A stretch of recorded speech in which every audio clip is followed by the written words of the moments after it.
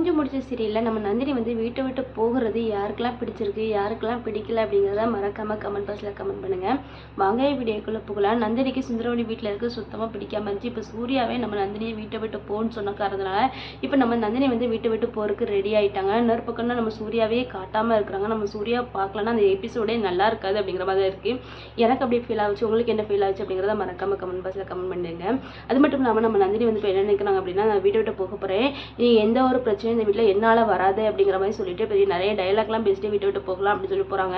அது மட்டும் இல்லாமல் சுந்தரவழி சும்மா நந்தினி அனுப்பக்கூடாது, தாலியை கழுத்தி வாங்கிடணும், இல்லைன்னா தாலி வச்சு மறுபடியும் உறவு கொண்டாட வந்துடக்கூடாது, நந்தினி இன்னையோட விழிஞ்சிட்டான்னு சொல்லி விடாத நல்லா அலசி விட்டுட்டு நம்ம பையனுக்கு நல்லா பணக்கார பொண்ணாக கல்யாணம் பண்ணி வச்சிடலாம், இல்லைன்னா அர்ச்சனாவை கூட கல்யாணம் பண்ணி வச்சிடலாம் அப்படிங்கிற மாதிரி நம்ம சுந்தரவழி வந்து பயங்கரமாக திட்டம் போட்டுட்டு இருக்காங்க. அது மட்டும் இல்லாமல் இனி நம்ம நந்தினி கிட்ட தாலியை கலத்தி தான் கேட்க போகிறாங்க. அதுக்கு நம்ம நந்தினி தாலியை கலத்தி கொடுப்பாங்களா, இல்லைன்னா கலத்திலாம் தர முடியாதுன்னு சொல்லுவாங்களா? உங்களுடைய கருத்தை மறக்காம கமெண்ட் பாக்ஸில் கமெண்ட் பண்ணுங்க ஃப்ரெண்ட்ஸ்.